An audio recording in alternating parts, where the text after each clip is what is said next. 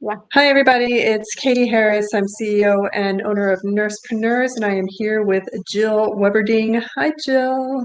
Hey, everyone. I was wondering why my audio was down really low. Okay, so today on InnerGame, we are talking about the ceiling effects and the ceiling limits that we place on ourselves, especially when starting a business or anything for that matter. It doesn't have to be starting a business. But it's kind of the concept of thinking small. And I'm curious, Jill, what do you think the purpose of doing this is? And, let's talk a little bit about thinking small and these ceiling effects that we put, or the ceiling limits that we put on ourselves. What do you think about that? Oh, well, you know me, I have lots of thoughts about those things. I think that, initially it's just a safety thing, right? Like we don't want to put a number out there that seems so big that it's unachievable. So we start to, like if we say, well, if I could just make, what I make at my current job, then I would be happy. Or if maybe I can make just a little bit more than that, or if I can make enough to stop having to work overtime or extra shifts or go to outpatient from inpatient, whatever it is, we make these kind of small incremental goals. And that's because they don't seem too scary. They seem achievable and maybe just outside of our comfort zone or just on the fringe of our comfort zone. Yeah, that was a lesson that I kind of learned early on, because I would ask nurses kind of what their dream income is, and they would say, 100,000, thinking this was a big unattainable number. And I'm like, oh, what about $1 million? Let's go for $1 million. And they would like freak them out. And they were like, Yeah. no, you're not They're the right like, person for me. or who am I to ask, to think that I deserve that or could get that, could achieve that? What would I do to, make $1 million as a nurse? Like it's so unfathomable in their current vision that it's just off the table, right? Yeah. But then we see, there's certainly a lot of nurses out there that are pulling in seven figures, that are doing $1 million plus, doing stuff that they love. There's a bunch of nurses that can serve as that role model, but we see them, and I think we look at them and say, well, somehow they're special or unique, or that they were just born to make $1 million or something along those lines. Yeah, it's but that's not me. Or yes, but I don't have this skill. Or yes, but I'm not connected. I don't already have an audience, a following of 50,000 people. There's always a yes, but that holds us back when you are, have that kind of a vision. Yeah, and I think that yes, but is one of the things that I have learned over the last couple of years, because I've done this myself. I continue to do it. I don't think I'll ever stop doing the yeah, but now, I'm kind of looking at that but and saying, okay, what is it exactly that I'm saying here? Or what is it exactly that's holding me back? Because I think that's more important than anything, is to understand kind of the root cause of where your but is coming from.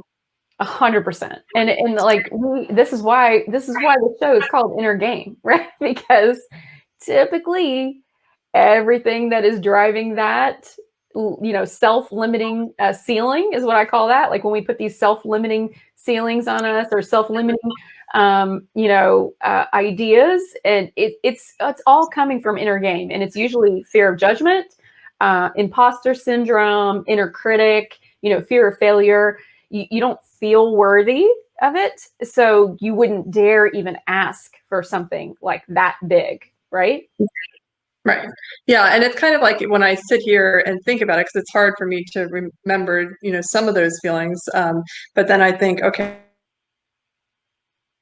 $1 million company, I would just kind of laugh and be like, yeah, that's never going to happen. Like in my mind, I'm thinking that's never going to happen. And it's just kind of like, okay, yeah, now you're doing the same thing that you're telling people not to do, right? Like, why is it so unobtainable? Why is it not possible? And I think those are things that we need to really look at. Yeah. And it helps, like, if if they start, I always find that it's helpful when someone's starting out, if they kind of have an idea of either who they want to work with or what they want to do. Do they want to be a speaker? Do they want to be, they want to write a book? Do they want to teach courses? They want to just do one-on-one consulting?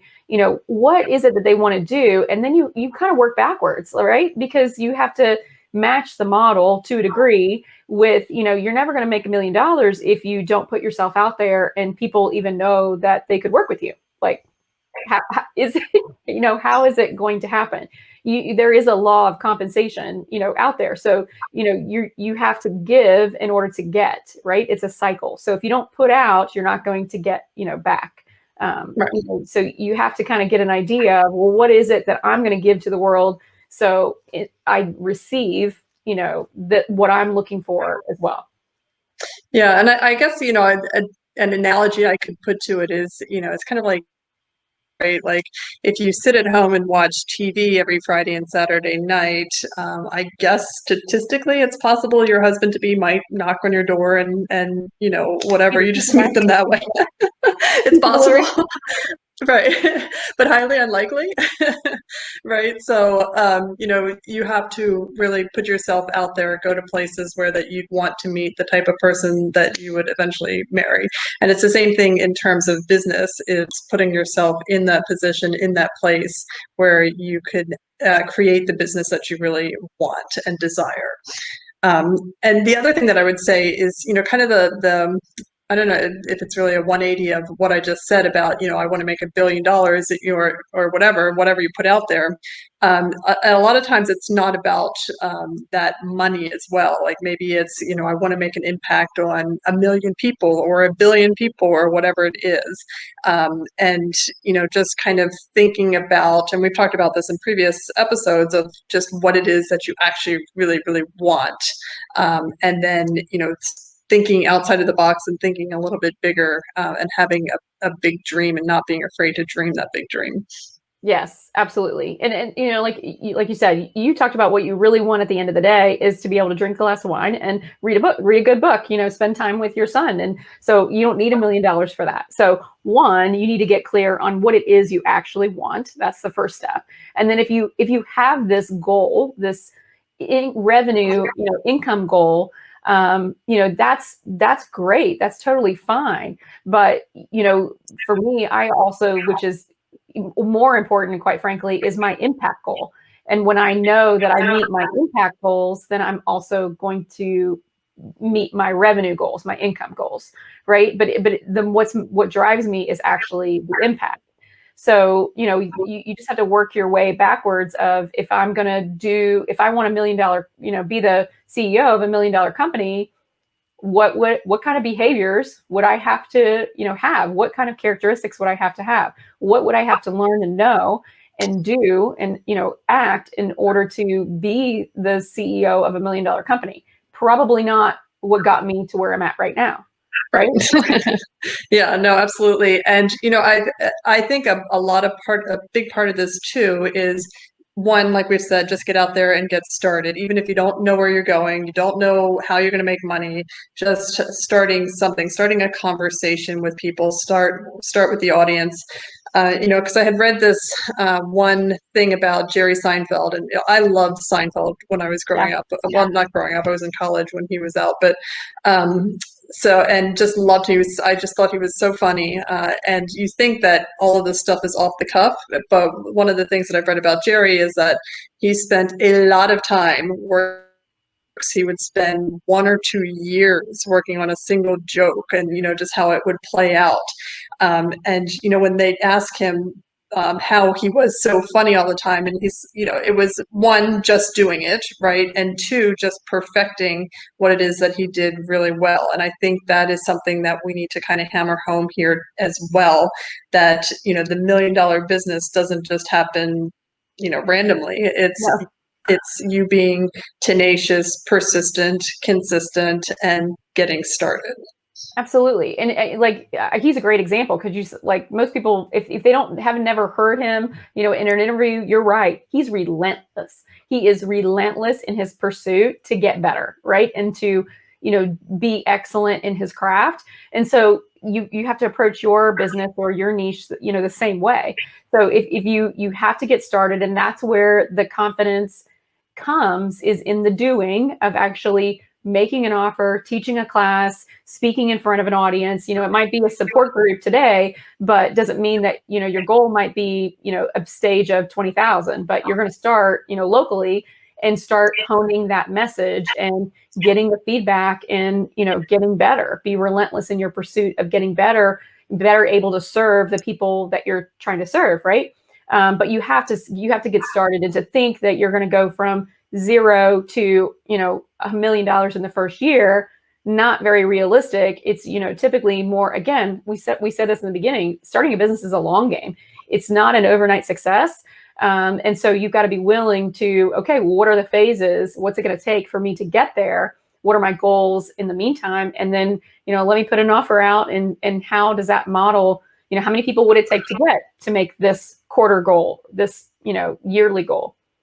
Yeah, and I think those incremental steps are helpful too, because then you can kind of normalize a certain income level. You normalize making 100,000 a year, and then you normalize 250, and then you normalize a 500,000, and you can go in that fashion, kind of in the same way that when I teach nurses how to get themselves in media or do podcasts, I'm like, the first podcast we pitch is an Oprah Winfrey, right? That's something, if you want to do that, like the pressure to be on that podcast is incredible, right? So let's start with a podcast that has, maybe a couple hundred downloads, and just you get that comfort level at different stages, but then you're persistent and you keep leveling up a notch. If you're always with the little podcast and you never kind of make the next step up, which is a little uncomfortable, then you're always going to be in that same spot. And it's the same thing with the business. You start small, you think big, have a big vision. Don't be afraid to have a big vision. Absolutely have a big, but have a stepwise approach to getting to it. You don't want to go, climb Mount Everest in a straight draw. It's training before your first marathon, right? I mean, you don't get up and say, "Oh, I'm going to do the marathon today." No, what did it take you to get there, right? So, I'm always cautious about. I don't want people to get in the frame of mind I just want to do a little better, a little more, that is very incremental, more fixed type of mindset. I want that growth mindset. So I really want the big, hairy, audacious, giant goal, and then look at it and break it into chunks and say, okay, well, this is the goal. This is the ultimate, where I want to be. How do I get there? Who do I have to be? What are the, things that I have to do? What are the actions that are going to move the needle to keep me on the trajectory to get there? I don't want to scale back my goal, which is I just want to make 10,000 or 100,000 or whatever. I want to make the 7 figures, but I know that realistically, that's not an overnight success. It takes work to get there. And so what does that work look like? And that's what your 30-day, 90-day, 1 year plan looks like. Yeah. And actually just, kind of speaking of Everest, it just triggered a memory in me that I think it's a story that I think people could relate to, because, when you're climbing Mount Everest and hundreds of people go there every year, you have to spend like 2 months there, right? Because the air quality is so low, and whatever. And, you're basically carrying a bottle of water, and it takes all of your strength and energy to climb Mount Everest. And people have certainly died along the way. But you're just carrying yourself and maybe your bottle of water. And then behind you are the Sherpas, and the Sherpas are carrying the tents and the food and all this stuff. They're carrying all of this stuff in addition to their body weight, right? So the question was, and they've done research on the Sherpas to say, why are they so special? Like, what is so unique about them that they can do this incredible climb, not just once in a lifetime, but like 5 times a year, whatever it is that they do, and carry their backpacks and carry your backpack and carry everything that the team needs to survive for those 2 months. And the answer, after extensive research on these people, was basically there's nothing special about Sherpas.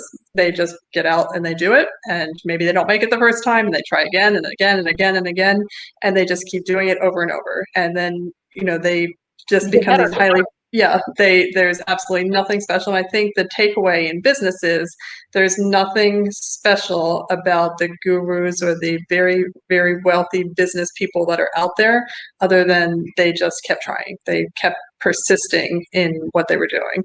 Yeah, you outlast, right? I mean, that's who ends up, winning is whoever outlasts, who stays in the game. You can't win if you don't stay in the game.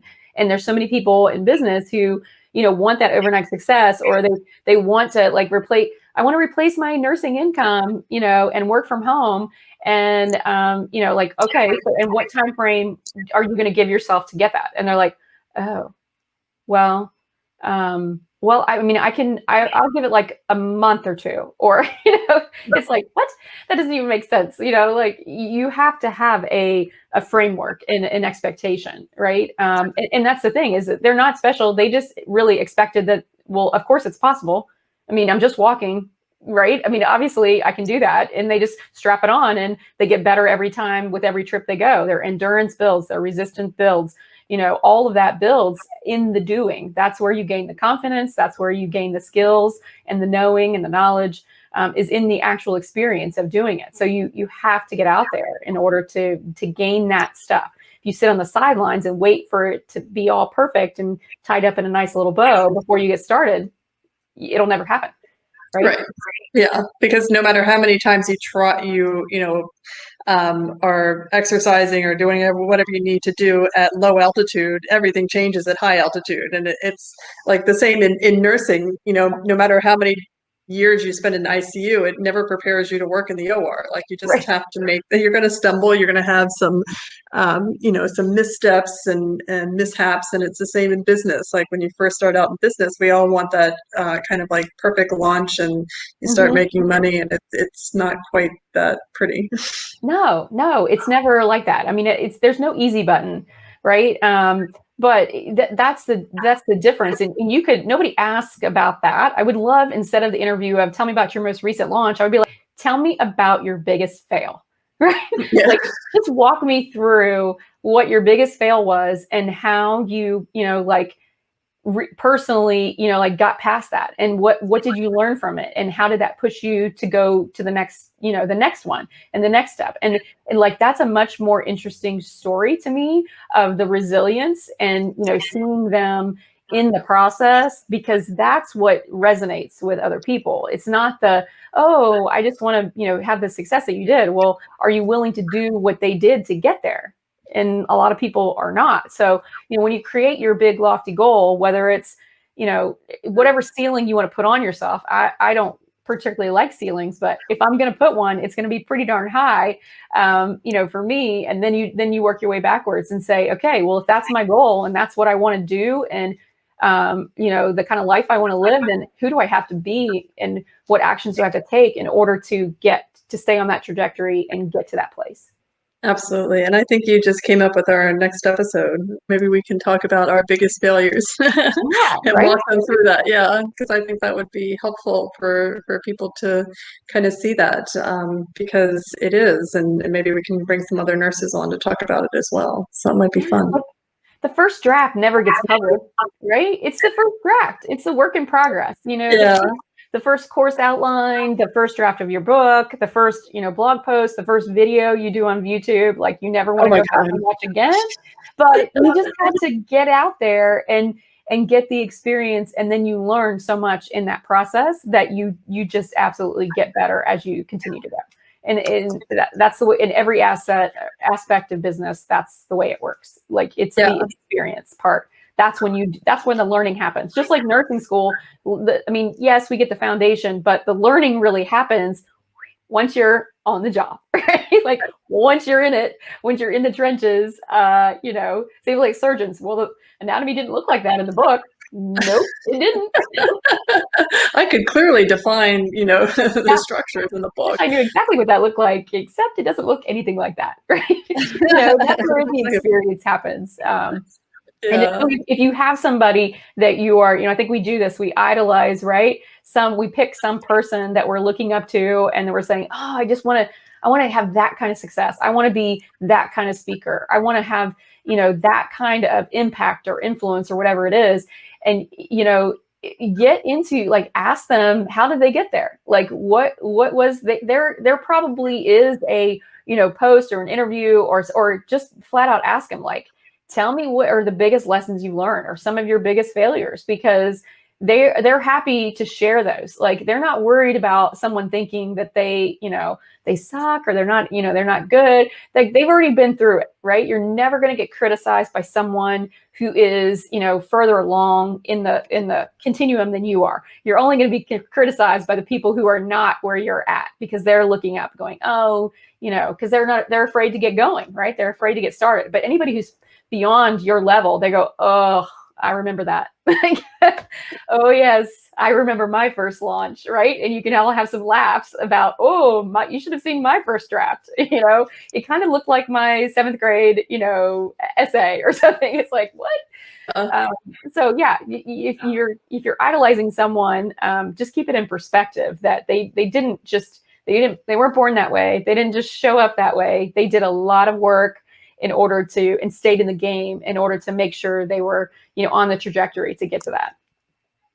Yeah, and I would say my biggest kind of like lead up to business or trial period was my dissertation for my PhD. It was something that, oh my God, it sucked the life out of me. It was just, I couldn't come up with an idea for my chair and my committee. Everything I submitted, they're like, this is crap, this is crap, this is crap. And then, and then one day, I was actually I took a vacation. I'm like, I need some time off. I need time off from work. I need time off from school.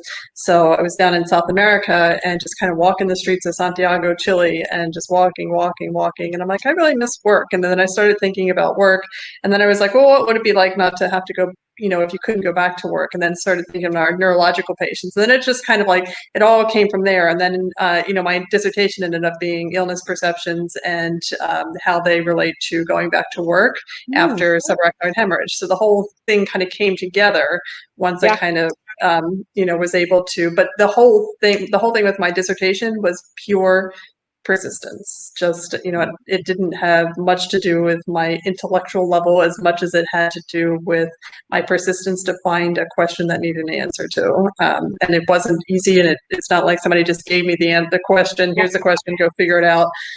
You had to come up with it. And it was the same in business, because I've certainly have had multiple different businesses, and most of them don't exist today. It's just kind of like, I gotta find the what right it answer. is yourself, right? That's part of the process. Like, you've got to figure it out for what it is for you. Because if someone just says, oh, here's the answer, it's the same thing if you got kids and they're like, would you just tell me the answer? I'm like, I already know the answer because I'm out of 4th grade. Okay. Like, you need to figure out what the answer is, or figure out how you go about finding what the answer is, because that's the only way you're going to, continue to get better and know what to do the next time. Right. If someone just hands you the answer all the time, and say, oh, well, you should do this. And you're like, okay, I guess I'll do that. Like, you're not invested in it, right? You have to go through that part. And so, like, for you, when you took time to sit in the silence and, in South America and be like, well, what is it that I would really miss? And what, like, that just started triggering. Like, I wonder what that would be like. Like, imagine if I did have a hemorrhage and I was faced with this. All of a sudden, our identity is so much, wrapped around what it is that we do, our role, where we work, how we perceive ourselves. But that's not actually our identity. That's just what we do. It's not who we are. Right. But it was empathizing with, that kind of, that feeling of what it would be like. And we certainly have a lot of students that do that. They've taken on the empathetic role to, really look at their audience and say, okay, what is it that they're struggling with? And, what would it feel like, and how can I fix this? And I think that's a huge way to approach a business, a hugely positive way. Yeah. And that's really our gift. That's our superpower from a nursing standpoint, to have that experience and that training as a nurse, that we do, typically see our patients as a whole patient. We look at it from a wellness, not just an illness standpoint. And we really, we connect. And because we spend so much time with patients and their caregivers, we really do have that empathy. We really can feel, what they're feeling a lot of the times, or understand what they're feeling, where they're coming from. So we are perfectly suited perfectly suited to be the people to help offer solutions when we see those gaps. Don't wait on the organization to fix it, because they're not. They're counting beans. They're not going to do it. Like, I mean, that's why we know people are, Gwen has done her own prototype because like nobody listened. This is not what you need. We need a product. And so she went out and created one. I mean, nurses are perfectly suited. We're in the trenches. We know the gaps. We see them on the front lines to solve those problems, whether it's a product or education or an approach or coaching or whatever it is. I mean, we that's our superpower, is our empathy and identification of the real gaps in health and wellness space, to be there. Like, I mean, that's a huge step ahead that we have compared to other people. Yeah. All right. So let's wrap this up with some of our key points here. So we're talking about, I guess, thinking small and putting ceilings on our dreams, and what can we do to maybe not do that, or how do we move forward? Yeah. So for me, self-imposed ceilings are, one, I want to know why I'm, saying that I'm only, it's usually about your identity, that you're, you think you're only worth making $10,000 a year or $100,000 a year. You don't feel like you could deserve, or what would I do? You just can't envision it. So to me, it's about doing that work ahead of time, of that you have to separate your worthiness from your actual achievements and accomplishments, and then say, well, just ideally, what would I want my life to look like? So you got to get clear on what you want, and then this is my income goal, this is my impact goal. But make those huge. Like, don't be scared of making big, lofty goals. There's lots of nurses that are more so now, thankfully, and with nursepreneurs, we're seeing even more and more come to the spotlight, who are doing these amazing things that we're not used to seeing nurses do. It's way beyond the bedside. So, get in those groups where you can see some of those mentors who are nurses who are making this big, huge impact, and, look at what they're doing. How did they do it? What was their, trajectory? And then you make that goal, that big lofty goal, and work your way backwards. Who do I have to be in order to put myself on the trajectory to do, what I want to accomplish? Awesome. Well, Jill, it was great talking to you again this week, and I look forward to having more discussions with you in the next Inner Game. All right. Sounds great. We'll see you next week.